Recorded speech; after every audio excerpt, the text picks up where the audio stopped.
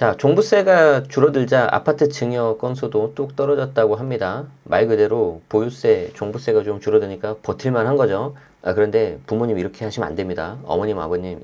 이럴 때 제가 봤을 때는 증여를 해주시는 게 훨씬 더 좋다고 생각을 합니다.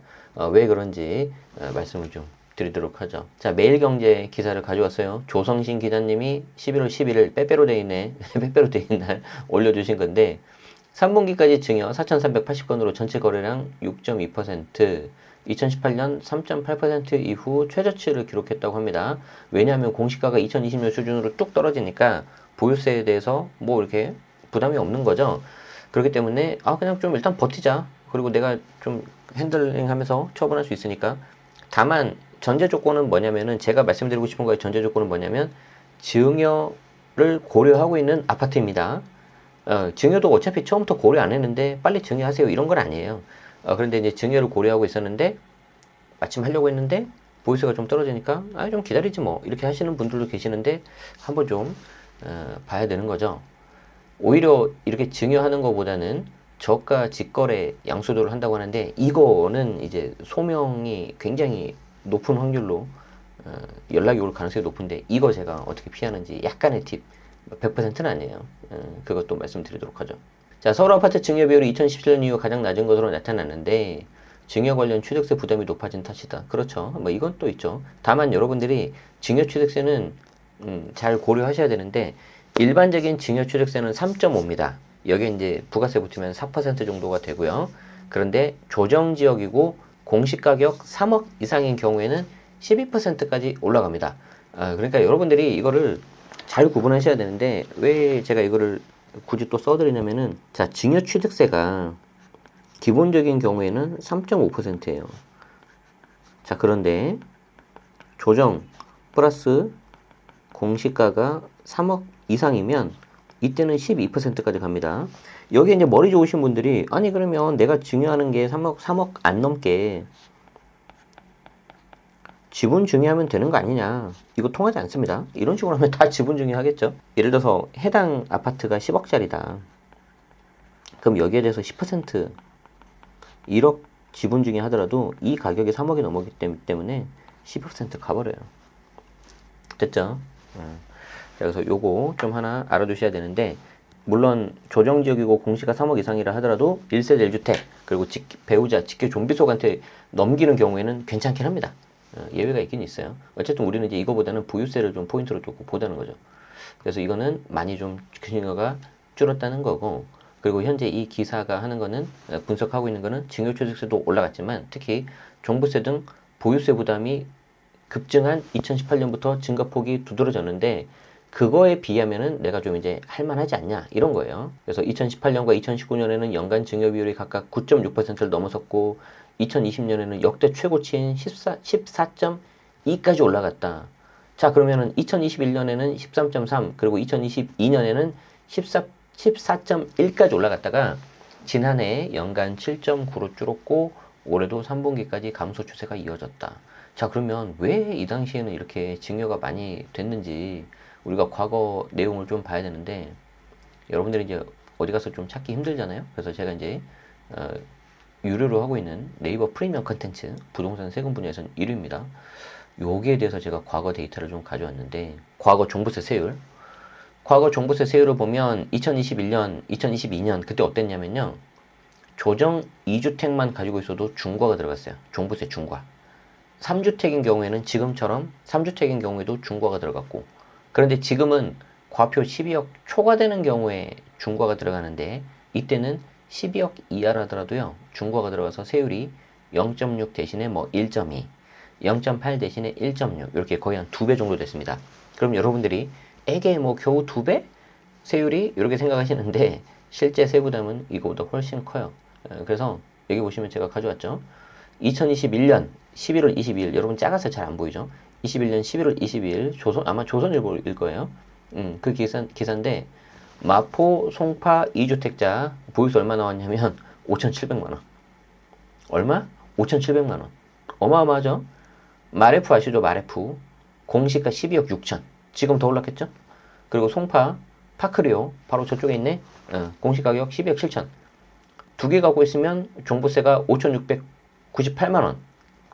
근데 그 작년 2020년에는 1,728만 원. 이때 정말 엄청났어요. 그럼 이제 여기 이제 재산세까지 붙으면 어떻게 되냐? 2,416만 원짜리가 6,500까지 갔어요. 이야, 그러니까 이 다주택자 특히 종부세 폭탄 한번 맞으신 분들은 이때 정말 최악이었거든요. 이거 잘 기억하셔야 돼요. 자, 그러면 제가 첫 번째 이유가 있겠죠. 종부세 부담이 줄자 아파트 증여가 내려갔는데, 다시 저 시대가 뭐 안 왔으면 좋겠는데 어떻게 될지 모르는 거잖아요. 그래서 미리미리 저는 준비하시는 게 좀 맞지 않냐라는 생각에서 좀 이 방송을 좀 하게 된 거죠. 그리고 이제 두 번째가 뭐냐면은 과거에 저 종부세가 정말 어마어마하게 했다.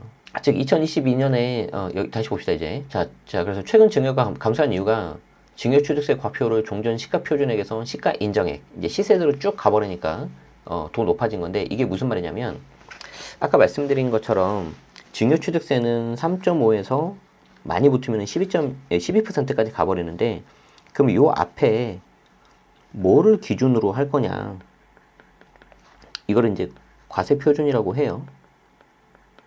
그럼 이제 이게 과거에는 시가 표준액이라 그래가지고 여러분들이 알고 있는 기준시가 있죠. 기준시가랑 비슷했어. 그러면 시세가 10억 정도 된다면은 기준시가가 뭐 한 대략 한 6에서 한 7억 정도? 이렇게 됐었는데 작년부터 23년부터는 어떻게 되냐면 이 기준시가를 적용하지 않습니다. 그리고 어떻게 되냐면은 시가 인정액으로 가요. 그럼 시가 인정액으로 가니까 거의 10억에 이제 근접한 뭐 한 9억, 뭐 9억 5천, 뭐 10억 이런 식으로 가는 거죠. 자, 그러면 보세요. 시가 인정액이 되니까 대상 자체가 이제 올라가 버리는 거죠. 맞죠? 여기에 잘못하면 12% 중과세율을 맞아버리는 거죠. 조정지역 같은 경우에, 그러니까 강남 3구하고 용산 같은 경우에. 자, 그러니까 증여를 하겠습니까? 안 하겠습니까? 못 하겠죠.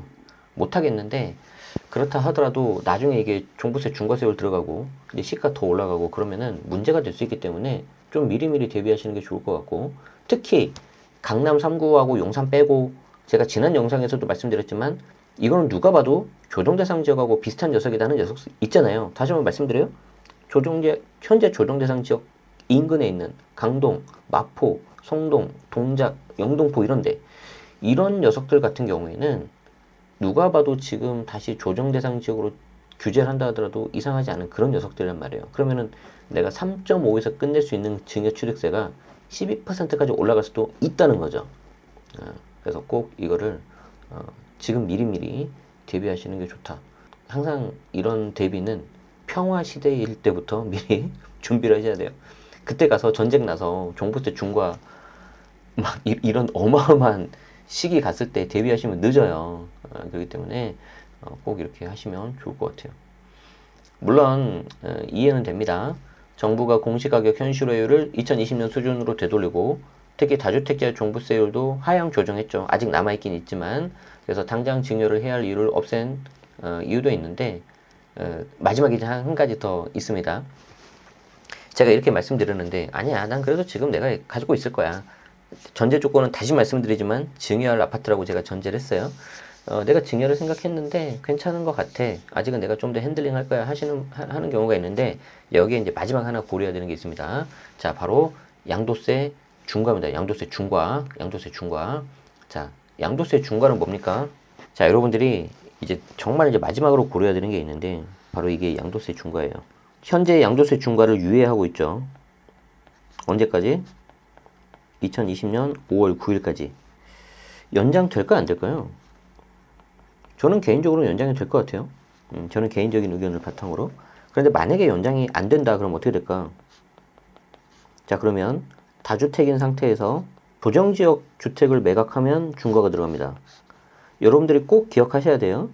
무조건 다주택이라서 중과가 들어가는 게 아니고 조정지역인 경우에만 들어가요. 그럼 현재 조정지역이 언제예요? 어떤 거예요? 강남 3구하고 용산이란 말이지. 그렇기 때문에 현재 아까 말씀드린 강동, 마포, 동작 이런 녀석들은 중과 안 들어가요. 내가 주택이 몇 개가 있든지 간에. 이걸 꼭 여러분들이 구분하셔야 돼요. 근데 제가 염려되는 게 뭐라 그랬죠? 조정지역을 추가해버릴 수도 있다 그랬잖아. 그럼 추가하면은 누가 가장 1순위라 그랬어요? 그때 말씀드린 강동, 마포, 그리고 영등포, 그리고 동작, 그리고 성동구 이런 녀석들은 거의 1순위가 될 거예요. 미안해요. 요거 물건 갖고 계신 분들은. 자, 그러면 이런 경우에 만약에 조정적으로 묶여버렸다. 자, 그럼 만약에 이거 팔 수 있어, 없어요? 양도세. 굉장히 어려워지죠. 왜? 최고 75%까지 세율이 올라가거든요. 지방세 붙으면 82.5까지 갑니다. 아까 말씀드렸잖아요. 평화 시기에 대비를 하셔야 된다고. 그때 지금 빠지고 있잖아요. 중과 유예이기 때문에. 자, 그럼 여러분들이 이제 선택을 하셔야 되겠죠. 내가 물건이 있는데 어떻게 할 거냐. 첫 번째, 매각을 한다. 중과 안 들어가니까. 두 번째, 증여를 한다. 자, 그러면 이 기준이 뭐가 돼야 돼? 계속 가져가도 괜찮은 녀석들은 증여하는 게 좋겠죠. 팔기 아까운 녀석들. 야, 이 정도면 할 만큼 했어. 그런 녀석들은 매각하는 게 맞겠죠. 그래서 오히려 지금 제3자한테 매각을 하시거나 아니면 특수관계자, 자녀한테 저가 양수도로 싸게 파시거나 아니면 계속 가져갈 거면 그냥 자녀한테 증여하시거나. 그럼 이제 자녀한테 증여하는 거나 저가 양수 됐을 때는 증여하는 경우에는 자녀가 증여취득세, 증여세 부담해야 되겠죠. 적어드려요. 자, 내가 증여하면 자녀가 뭘 부담해야 돼요? 증여취득세 플러스 증여세 내야 되겠죠. 저가 양수도로 매각하면 어떤 돈이 있어야 돼요? 매수 대금 있어야 되겠죠. 그리고 취득세 있어야 되죠. 근데 이 취득세는 일반 매매 취득세예요. 그러니까 이것도 중과 들어갈 수 있죠. 자녀가 다주택자라면. 그래서 이거 계산하는 거예요. 누가 더 돈이 많이 들어가냐. 누가 더 돈이 많이 들어가냐. 그런데 제가 이왕이면 상생임대를 만들어버려가지고 이렇게 상생임대인 경우에 증여세 낼 돈을 보증금으로 받으면 충분하다고 했죠. 할 수 있는 게 너무 많죠. 할 수 있는 게 너무 많아요. 내가 물건을 가지고 있다면. 그래서 지금 오히려 시장 주춤해 있고 거래 안 됐을 때 저는 지금 11월, 12월이 베스트 타임이라고 생각합니다. 증여하는 경우에 있어서. 그래서 여기 나와요. 일부 다주택자들 같은 경우에 양도세 중과가 유예된 틈을 타서 증여 대신 매매를 통한 주택수 줄이기에 나서고 있다는 것도 이 때문이다. 이건 무슨 말이에요? 아까 말씀드린 야, 그냥 나는 매각을 할 건데 그냥 자녀한테 파는 것보다는 그냥 내가 다른 사람한테 모르는 제3자한테 팔 거야. 모르는 제3자한테 팔 거야. 이것도 괜찮은 방법이죠. 그렇게 팔고 내가 다른 거에 대체 투자하면 되겠죠. 아니면 일부 현금을 자녀한테 증여하신다거나. 좋은 방법입니다. 자, 한 부동산 전문가는 아파트값이 떨어져서 급매물 거래가 발생하는 시기에 직접 증여 대신 절세 목적의 증여성 직거래를 통한 저가 양도가 늘어나고 있다. 이거 피하는 거 알려드릴게요. 최근 거래량 감소로 인한 집값 향배가 증여 수요 변화에 영향을 미칠 수 있다. 저는 아주 좋은 포인트라고 생각을 하고 있고. 자, 이제 그럼 직거래 했을 때 어떤 걸 조심해야 되냐? 자, 이렇게 생각하시면 돼요. 우리는 항상 뭔가 조사를 받을 수 있는 요소에서 살짝 비껴 나가면 되겠죠. 물론 그렇다고 100%가 되는 거 아닙니다. 오해하지 마십시오. 제가 무슨 세무 공무원도 아니고 세무사도 아니고 무슨 실무하는 사람이 아니기 때문에 이렇게 좀 해볼 수 있다는 거예요. 아파트 특수관계자와 저가 양수도 할 때 어떤 식으로 하죠? 자, 처음에 아파트를 하죠. 그 다음 직거래를 하죠. 그리고 저가 양수도를 하죠. 그 다음에 우리는 특수관계자잖아. 맞죠? 부모 자식 간에 보통 하니까. 자, 그러면 요 네 가지 요건이 AND 조건으로 딱 되면은 여기에 대해서는 뭔가 조사, 소명 요청 이런 것들이 들어올 수 있단 말이에요. 자, 그럼 우리가 이 중에 하나를 깨야 되겠지. 자, 아파트를 안 한다. 빌라나 다세대를 특수관계자 저가 양수한다. 이건 좀 마음에 안 들지 않아요? 우리 사랑하는 자녀한테 내가 좋아하는 아파트를 넘겨주고 싶은 거잖아, 그죠? 자, 그리고 이제 싸게 주고 싶은 거잖아, 그죠?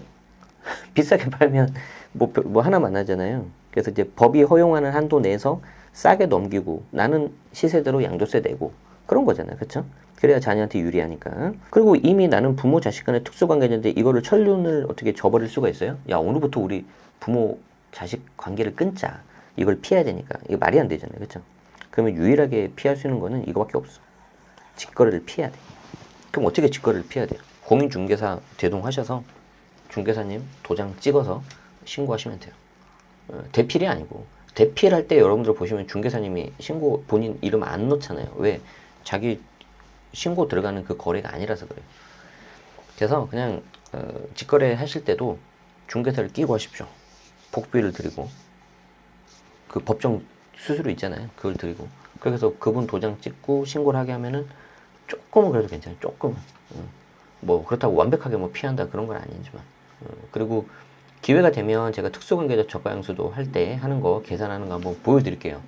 뭐 여기 우리 네이버 프리미엄 콘텐츠 이미 다 있는데 오늘 여기까지 하기에는 좀 시간이 좀 많이 걸려서 제가 다음 시간에 한번 여러분들 이제 댓글에 좀 궁금합니다 라고 이렇게 좀 적어주시면 관련 내용 좀 취합해가지고 10억짜리 넘길 때 한 20억짜리 넘길 때 그래서 일반 증여 부담부 증여 그리고 특수관계자 저가양수도 하는 경우 이렇게 세 가지를 딱 비교하면 딱 답이 딱 나오거든요.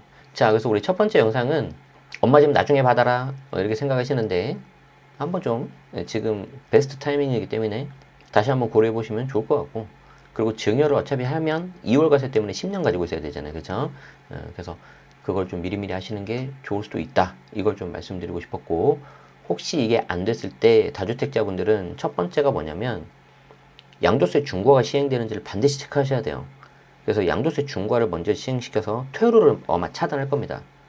과거 정부가 그랬었거든요. 지금 정부는 어떻게 할지 모르겠는데. 그리고 두 번째로는 퇴로를 막은 다음에 그 다음에 이제 보유세를 올려버리거든요. 우리 한번 당해봤기 때문에 여러분들 거기에 대해서 대응할 시간이 충분히 있어야 된다. 이 말씀을 드리고 싶습니다. 시청해주셔서 고맙습니다.